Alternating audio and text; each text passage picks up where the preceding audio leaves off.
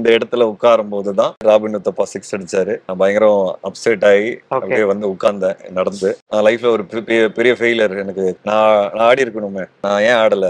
Robin Uthappa என்னோட junior. So அது ரொம்ப சோகமான இமோஷன்ல வந்து உட்கார்ந்தேன். கொஞ்ச நேரம் கழிச்சு பின்னாடி திரும்பி பார்த்தேன், ரஜினி சார் சினிமா. அதுவும் ஒரு 5 வருஷம் 6 வருஷம் ட்ரை பண்ணி சினிமாவோட முயற்சியும் விட்டுட்டேன்.